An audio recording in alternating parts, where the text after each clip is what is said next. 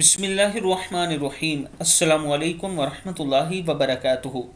عابد راضی چینل کی طرف سے آج میں اپنے دوستوں کو رسول اللہ صلی اللہ علیہ وآلہ وسلم کا ایک فرمان بتاؤں گا کہ روزہ جان بوجھ کر چھوڑنے کا کیا نقصان ہے۔ اس سے پہلے میں اپنے تمام دوستوں سے ایک چھوٹی سی ریکویسٹ کروں گا کہ یہ میرا واٹس اپ نمبر ایزی پیسہ جیز کیش اسی نمبر پر ہے۔ اگر آپ دوست تعاون کریں تو ہم غریب لوگوں کی رمضان المبارک میں مدد کرتے ہیں، انہیں راشن وغیرہ لے کر دیتے ہیں۔ یہ کچھ لوگوں کو ہم نے لے کر دیا تھا، اس کی ویڈیو یہ آپ کے سامنے موجود ہے۔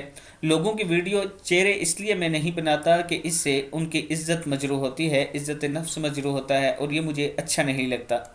اگر آپ دوست تعاون کرنا چاہیں تو اس نمبر پر کر سکتے ہیں۔ انشاءاللہ آپ کا مال، آپ کا صدقہ خیرات جو آپ دیں گے وہ ٹھیک حقدار تک پہنچے گی، یہ میرا آپ سے وعدہ ہے۔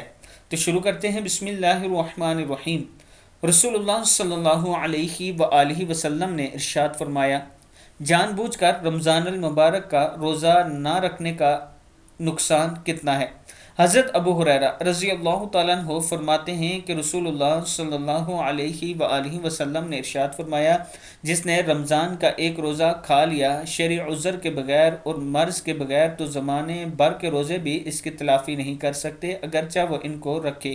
یعنی اول تو ہمیشہ روزہ رکھنا مشکل ہے، یعنی اس کی جتنی زندگی باقی بچ جائے اس میں روزے رکھے تو یہ انتہائی مشکل ہے، لیکن اگر کوئی رکھے تو بھی رمضان کے ایک روزے کی تلافی نہیں ہو سکتی۔ ترمذی کی حدیث ہے۔ یعنی اگر آپ کوئی شرعی عذر کے بغیر رمضان المبارک کا ایک روزہ چھوڑتے ہیں، آپ کو کوئی بیماری یا کوئی شرعی عذر نہیں، تو اگر آپ بلا وجہ روزہ چھوڑتے ہیں ایک، تو ساری زندگی روزے رکھتے رہیں تب بھی اس روزے کے برابر نہیں ہوگا۔